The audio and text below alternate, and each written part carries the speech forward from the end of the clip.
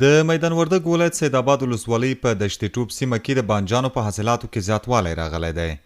د دې سیمې بزګران که له یوې خوا د حاصلاتو زیاتېدو ته خوشحاله دي، خو بل خوا بیا د بازار نشتون او په کمه بیه پلور ډېر اندېښمن کړي دي. دوی وایي که بازار یې ښه نشي نو خپل کړي مصارف به هم پوره نه کړي او په دې برخه کې له کرنې وزارت څخه د همکارۍ غوښتنه کوي. د پروسک په نسبت کښتونه سږکال ماشاءالله ډېر ښایسته کښتونه دي، خو بازار بیخي نه لري.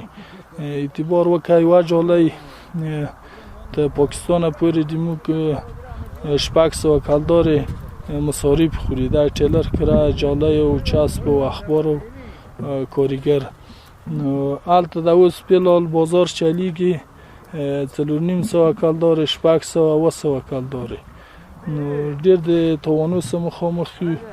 د دولت نه هم دا خواهش دی چې دې ته یوه داسې پلان جوړ کړو، یوه داسې طریقه جوړه کړو چې دغه د خپل ملک شی دلته خپله وکارول شي. موږ کښتونه دا لرو چې د رومیانو کار کوو. رومیان چې پروس کال ښه ډېر منظم په رومیانو دغه ریټونه او سږکال بیخي ریټونه خراب دي او موږ ته هم چې نه جوړېږي. موږ کاروبار کوو، بیخي کاروبار دغه نشته. پوه شولې، باید موږ دا لرو چې دا رومیان لږ جګ شي او خپل موږ ته هم چې ګزاره وشي او بل چا ته هم دا دولت موږ ته باید دغه جوړ کړي. د کرنې وزارت ویان مصباح الدین مستعین هم د بازار د نشتون خبره مني، خو زیاتوي چې دوی په دې برخه کې جدي هلې ځلې پیل کړي دي او هڅه یې دا ده چې د بزګرانو خواري عبث نشي. نوموړی وایي دوی په ځینو داسې لارو چارو لاس پورې کړی چې په هغې سره به بیرته د رومي بانجانو بازار ښه شي.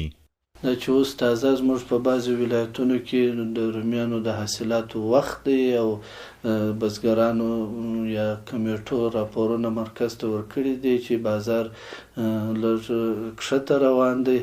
نو په دې اړه باندې د کرنې وزارت د اړوندو ارګانونو سره تصمیم لري او د دې ترڅنګ هغه د پروسس کمپنیانې چې هغه د رومي بانجانو پروسس کوي، د روب دپاره، کیچپ دپاره او د نورو شیانو دپاره، هغو کمپنیانو ته هم سپارښتنه کړې ده، مجلس یې ورسره کړی دی چې هغه په بازار کې د اوس څخه خپل خریداري شروع کړي چې بازار کنټرول شي او برابر شي.